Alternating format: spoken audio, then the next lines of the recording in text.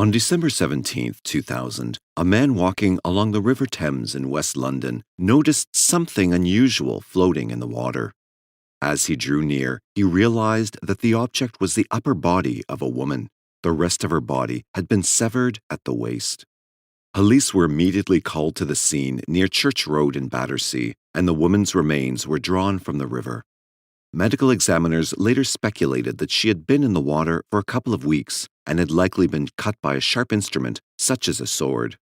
The woman had two distinct characteristics: a tattoo and a twisted lateral incisor tooth that the police hoped would help identify her.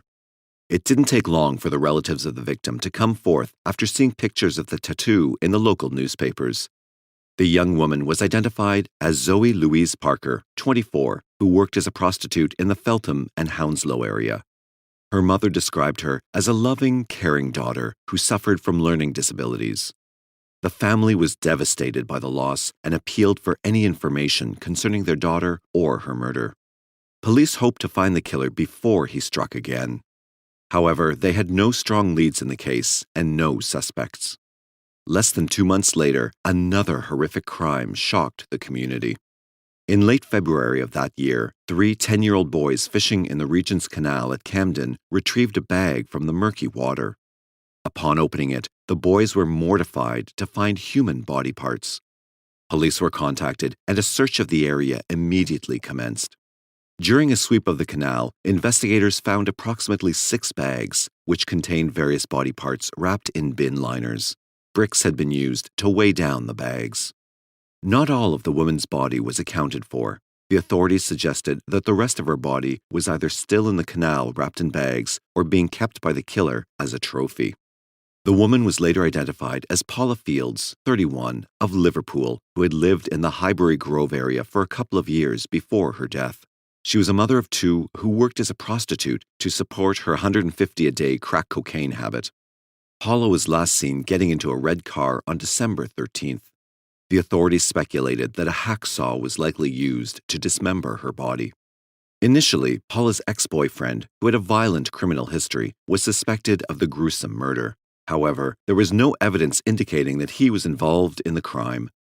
Police eventually let the man go and began the search anew for a suspect.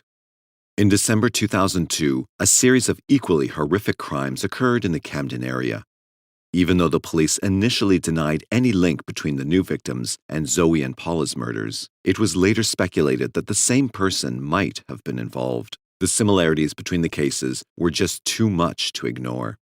In January 2003, the police had a new suspect in custody: Anthony Hardy, 51, an unemployed mechanical engineer. His gruesome activities later earned him the nickname the Camden Ripper. Anthony John Hardy was born in 1951 in Burton-on-Trent, Staffordshire, and was the son of a coal miner.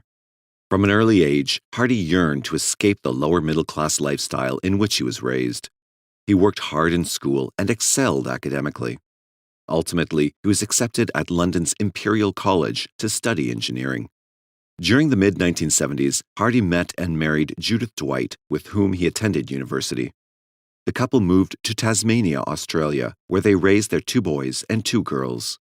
However, from as early as 1982, Hardy displayed symptoms of mental illness.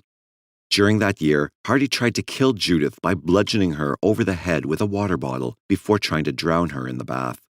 No charges were filed against Hardy, and he checked himself into a psychiatric clinic in Queensland following the incident. He remained there for several weeks before returning back to Britain. The couple filed for divorce in 1986. Judith maintained custody of the children and, like Hardy, moved back to Britain to begin a new life.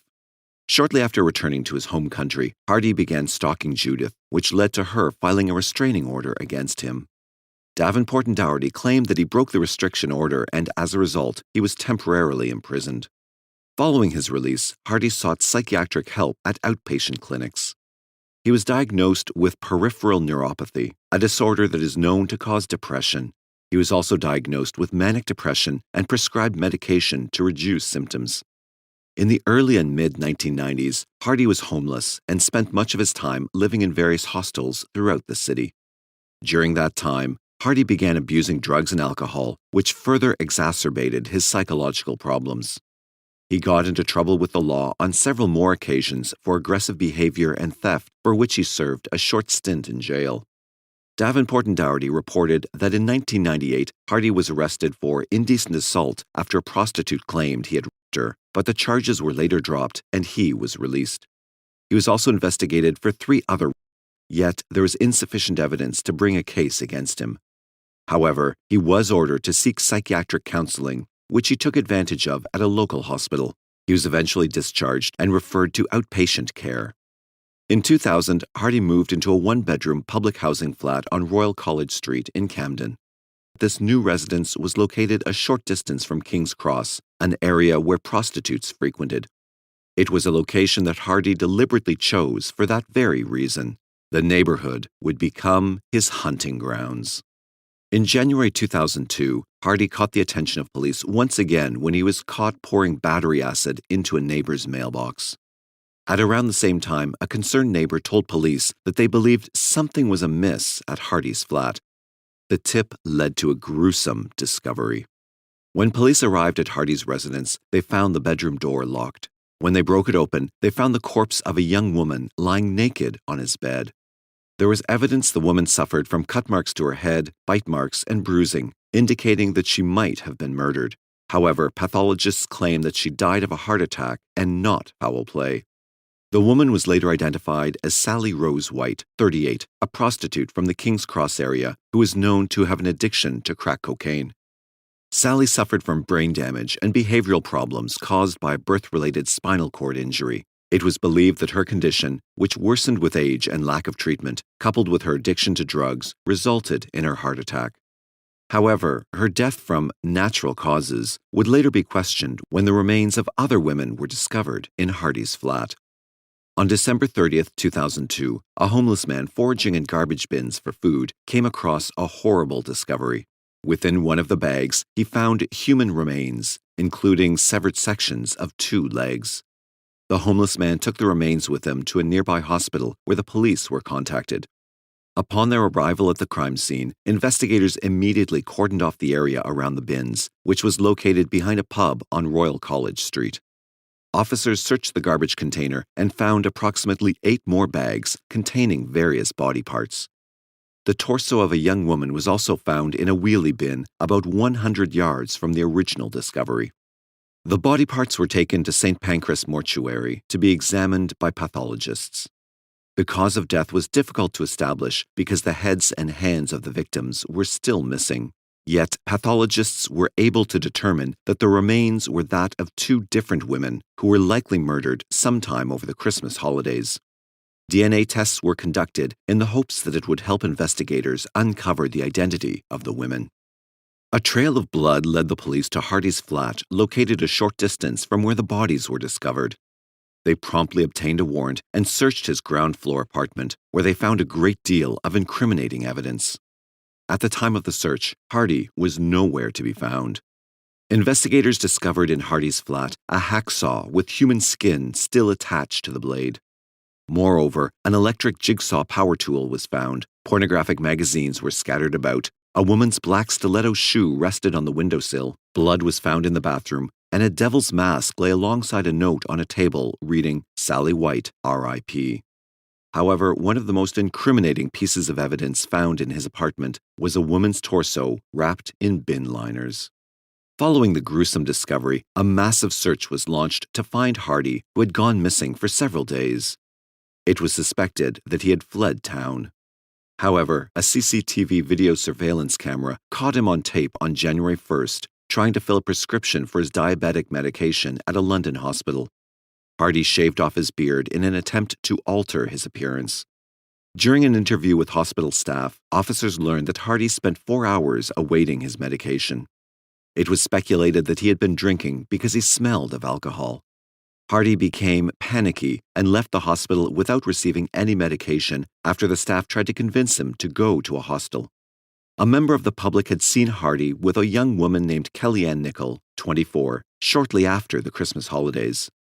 Family members and police were concerned for her safety, fearing that she might be Hardy's next victim. However, their fears were alleviated when she contacted her parents to let them know she was okay. Even though she had had contact with Hardy, who repeatedly tried to persuade her back to his apartment, she did not allow herself to be influenced by him. It was a move that surely saved her life. On January 2nd, a local citizen contacted police after spotting Hardy at Great Ormond Street Hospital for Children in central London. Police converged on the scene a short while later and found Hardy in the area where he was last witnessed. He was promptly arrested and held at a local police station. It was there that he would reveal the full extent of his crimes. Not long after Hardy was apprehended, investigators were able to obtain the identification of two of the victims whose remains were discovered at his home and in the trash bin. They were identified as Elizabeth Selina Valade, 29, of London, and Brigitte McClellan, 34, of Camden. The two women were found to have a lot in common.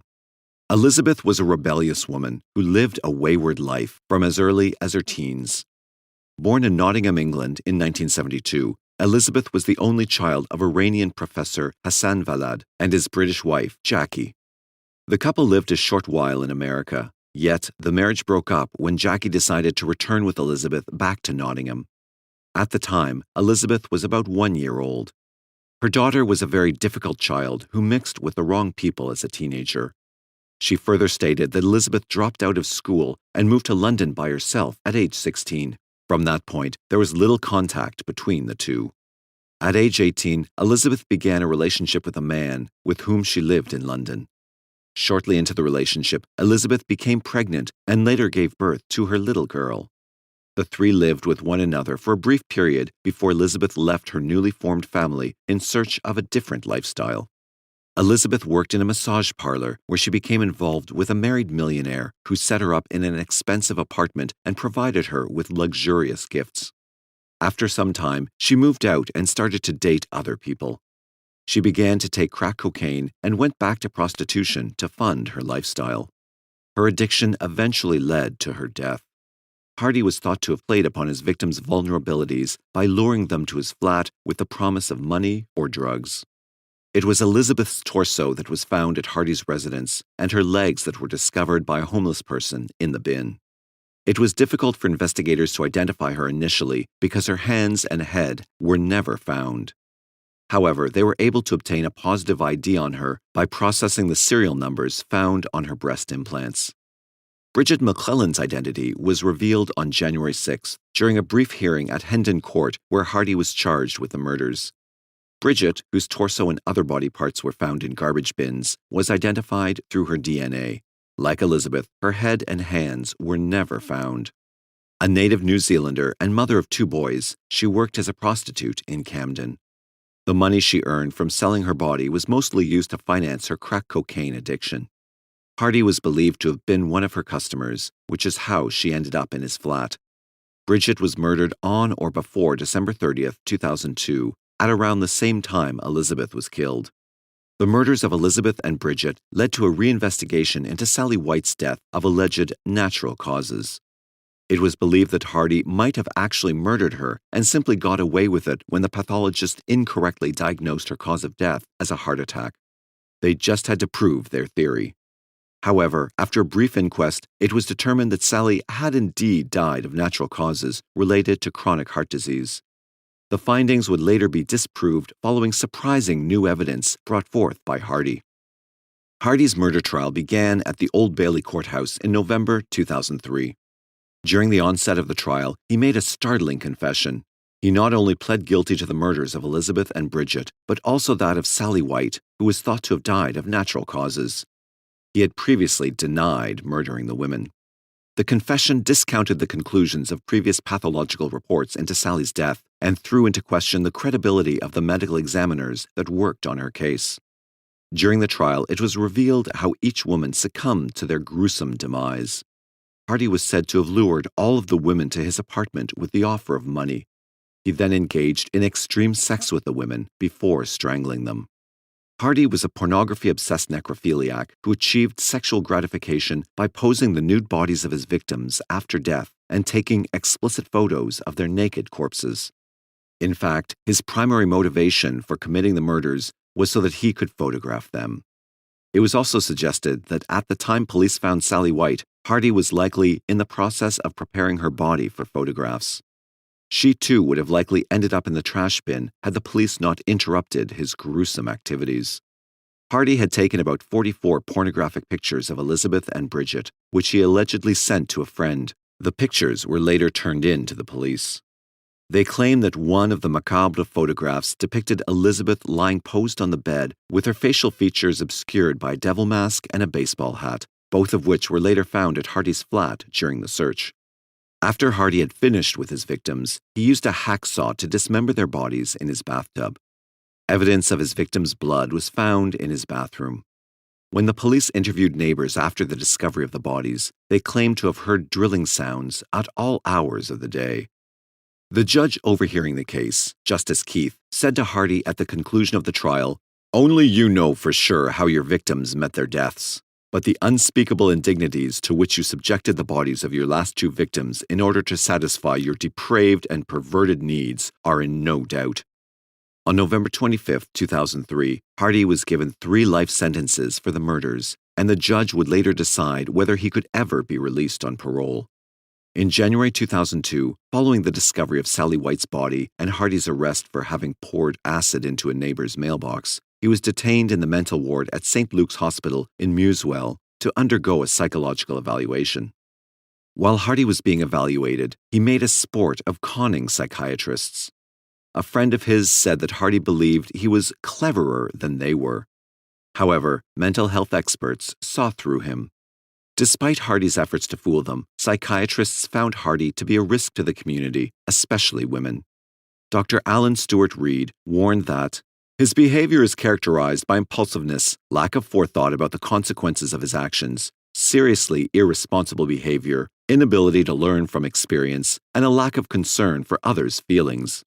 Moreover, Stewart Reed also said that there was a strong chance that if he were reintegrated back into society, he would likely reoffend and cause others serious physical or psychological harm. Despite repeated warnings from healthcare professionals, Hardy was released in November of that year. A panel made up of 3 healthcare managers made the decision after having found Hardy of little threat to society. Davenport and Doherty said that their decision was allegedly based on reports by psychiatrists that he was of low to medium risk.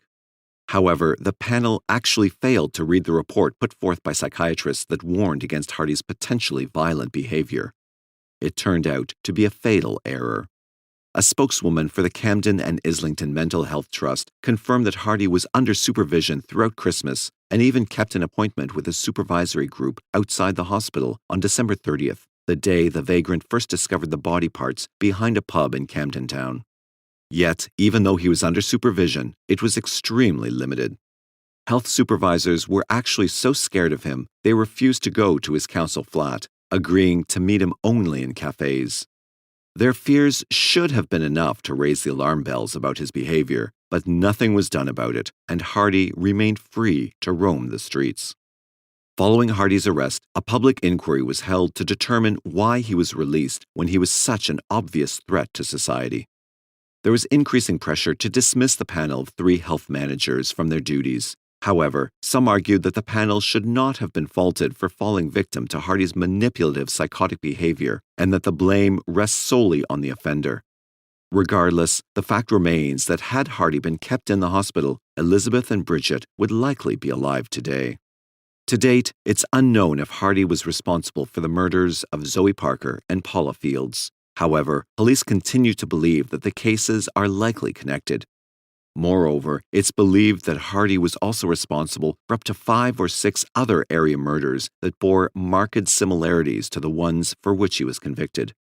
Yet, there's not enough evidence available that directly implicates him in the murders. In actuality, there were few women who crossed Hardy's path during the peak of his murder spree and lived to tell about it. The only 2 exceptions the police were aware of were that of Kellyanne Nichol and Frances Mayhew, 25. The stories they recounted lend some insight into how Hardy may have lured some of his victims to their deaths. In December 2002, prior to the bodies being found in the garbage bins, Frances received a phone call from Hardy claiming that he had her handbag, which she allegedly lost. He gave her his address and told her if she wanted it, she could come by his flat and collect the bag. Mayhew felt uncomfortable about going to a stranger's house to retrieve her bag and contacted the police for advice on what she should do. Frances was assured that there was no danger in going alone to the man's house, but it would be in her best interest if she informed someone of where she was. Still feeling nervous about going to Hardy's house by herself, she asked if her landlady would accompany her. It was a decision that probably saved her life. When they arrived at Hardy's residence, Frances's landlady waited in the car while she went to fetch her handbag. When Hardy answered the door, his unusual demeanor and the bizarre decor of his house immediately formed a negative impression on her. Frances said that her first impressions were of an unattractive man in awful tracksuit trousers far too low down his waist. Moreover, she noticed that the walls in his house were decorated with numerous black crosses and odd pictures of human anatomy. Hardy tried to entice her in, but she refused. In fact, he told Frances that if she didn't come into the house, he wouldn't give her the bag. Frightened by Hardy's strange behavior, Frances told him to keep it and walked back to her car. Irritated at her refusal to come into the house, Hardy threw her purse at her. After 3 days, she received letters and Christmas cards from him, which prompted her to call the police. Shortly thereafter, Frances went away for the holidays. Upon her return, she learned of the murders he committed. Had he been at all violent and tried to drag me into the flat or something, the likelihood of me being in small pieces right now is very high, she said. Kelly Nichol was another potential victim that narrowly escaped Hardy's murderous wrath in December 2002. Hardy repeatedly tried to persuade Nichol to come into his flat. However, her instinct warned her not to do it. Had Kelly not followed it, she would likely have fallen victim to Hardy. Forensic pathologist Freddie Patel subsequently concluded that White had died of a heart attack in spite of the circumstances. Patel later came under scrutiny for this and other findings in his career, including the 2009 death of Ian Tomlinson, resulting in a suspension from the government's register of pathologists pending an inquiry. In 2012, his name was erased from the medical register by the General Medical Council, meaning that he can no longer practice medicine in the United Kingdom. Hardy pleaded guilty to a charge of criminal damage and claimed he had no knowledge of how White came to be in his flat due to his drinking problem. Whilst in custody, Hardy was transferred to a psychiatric hospital under Section 37 of the Mental Health Act, 1983, remaining there until November 2002. In May 2010, a High Court judge decided that Hardy should never be released from prison, placing him on the list of whole-life tariff prisoners. This is one of those exceptionally rare cases in which life should mean life. The fact is, no one really knows why Hardy did the things he did, and he took those secrets with him on the 26th of November, 2020. He died of sepsis at the age of 69.